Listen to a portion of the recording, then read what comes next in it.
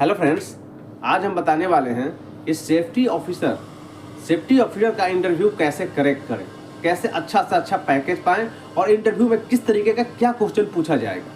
ठीक है, तो देखिए, अगर आप एक फ्रेशर हैं तो आपसे ज़्यादा कुछ क्वेश्चन नहीं पूछा जाएगा। आपसे नॉर्मल सेफ्टी के कुछ डॉक्यूमेंट के बारे में पूछा जाएगा, हैजार्ड प्रिकॉशन पूछा जाएगा और कुछ स्पेसिफिक क्वेश्चन पूछा जाएगा। कैसा स्पेसिफिक जी?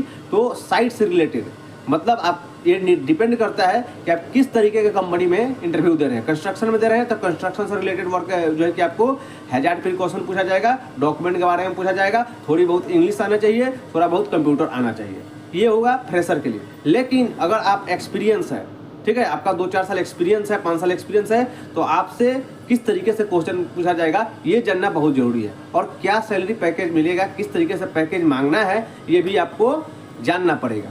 तो पहले जान लीजिए कि अगर आप एक्सपीरियंस स्टूडेंट है, एक्सपीरियंस जो है कि आप पर्सन है, तो आपसे सेफ्टी पे क्या है जी, अगर कहीं इंटरव्यू देते हैं तो आपको ध्यान रखना है, पहले जो है कि क्या करना है, उस कंपनी के बारे में आपको स्टडी करना है। जैसे मान के चलिए कि आप टाटा में इंटरव्यू दे रहे हैं, ठीक है, तो आप देखिए कि टाटा के किस स्टेट के लिए रिक्वायरमेंट है, ठीक है, किस फील्ड के लिए रिक्वायरमेंट है, ठीक है। तो आप कंपनी के बारे में स्टडी कीजिए कि कंपनी कितने दिनों से चल रही है, क्या क्या प्रोजेक्ट करती है, क्या क्या इसका मुख्य एक्टिविटी है, किस तरीके का इसमें एक्सीडेंट हुआ है, ठीक है, या फिर नहीं हुआ है, ये सारी चीज़ जानिए। कंपनी की एक्टिविटी को जान जाइएगा, उसका क्रैक कर जाइएगा, ठीक है।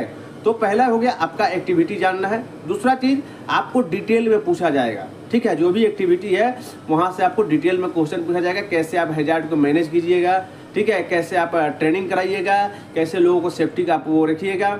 इसके अलावा आपको डॉक्यूमेंटेशन के बारे में पूछा जाएगा, ठीक है, आपको हीरा बनाने आता है कि नहीं है, ठीक है। इसके अलावा आपसे पूछा जाएगा परमिट कैसे इशू करते हैं, परमिट इशू करने से क्या मतलब होता है, ठीक है। कुछ क्रिटिकल हैजार्ड प्रिकॉशन के बारे में भी पूछा जा सकता है। इसके अलावा आप किसी रेपुटेड मैन्युफैक्चरिंग कंपनी में जाते हैं या फिर एमएनसी में जाते हैं तो वहाँ पे आपको आईएसओ से रिलेटेड भी क्वेश्चन पूछा जाएगा कि आईएसओ क्या है, आईएसओ 45000 क्या है, 9000 क्या है, ठीक है, आईएसओ 45000 में कितने प्रकार के डॉक्यूमेंट होते हैं, ठीक है, ऑडिट कैसे कराते हैं, ये सब सारा चीज़ आपसे पूछा जाएगा। इसके अलावा आपसे पूछा जाएगा कि आपने कभी आईएसओ का ऑडिट कराए हैं, ठीक है, ये सब तरीका पूछा जाएगा। फायर के बारे में भी कुछ क्वेश्चन पूछा जाएगा।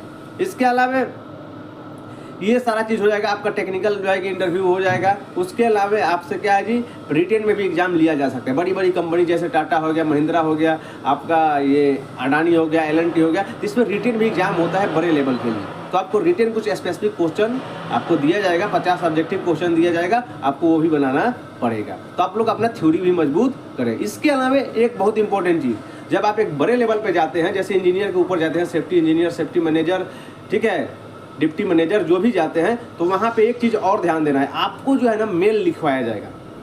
जैसे कंपनी में जब हम काम करते हैं तो वहाँ पे किसी क्लाइंट के अंदर काम करते हैं तो जो भी बातें होती है, जो भी प्रोसेस होता है वो मेल के थ्रू होता है, ठीक है, जो भी कम्युनिकेशन होता है वो मेल के थ्रू होता है, लीगल मेल के थ्रू होता है। तो आपसे मेल भी लिखवाया जाएगा, आपको कोई केस बता दिया जाएगा कि आपने ये काम किया, क्लाइंट की तरफ से आपको मेल आ गया, इस प्रकार का मेल आ गया, अब इसका रिप्लाई आप कैसे देंगे, तो आपसे मेल भी लिखवाया जाएगा। जैसे आपको मेल आ गया कि आपने जो है, आपकी कंपनी ने जो है सेफ्टी में क्या है जी, सेफ्टी लैप्स किया है, ठीक है, आपके कंपनी में बहुत सारे सेफ्टी का कमी है कि सेफ्टी रिलेटेड आप रूल को लैप्स किए हैं और कर रहे हैं, ठीक है, आपको मेल आ गया आपके कंपनी में, ठीक है। तो आपसे बोला जाएगा कि इस मेल का रिप्लाई आप दीजिए। तो आपको वहाँ पे पूरा एक्सप्लेन करना पड़ेगा, मेल लिखना पड़ेगा, फॉर्मल मेल, कि आपने जो है कि सेफ्टी लैप्स नहीं किया है, चाहे किया है तो क्यों किया है, उसका सटीक कारण आपको मेल लिखना पड़ेगा, जवाब देना पड़ेगा।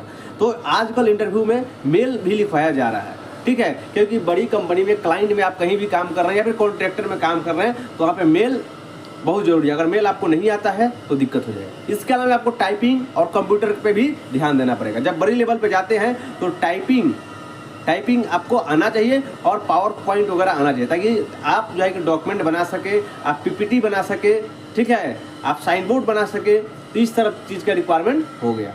इसके अलावा जब आती है आपकी सैलरी पे बात, अब सैलरी कितना मिलेगा, क्या मांगना है, तो देखिए सैलरी का कोई फंडा नहीं होता है। सैलरी आपका जो लास्ट सैलरी है उससे आप 30% तक बढ़ा करके मांग सकते हैं, ठीक है। अगर आपको ज़्यादा चाहिए तो आप लास्ट सैलरी को ही आपको ज़्यादा बताना पड़ेगा, ठीक है, उससे 30% आप बढ़ा के मांग सकते हैं, आपको कंपनी आराम से 20% तक बढ़ा करके दे देगा अगर उसको रिक्वायरमेंट होगा। तो नहीं होगा रिक्वायरमेंट तो फिर आपको बाटों में लपेट के 10% 5% ऐसे करके फंसा के निकाल देगा।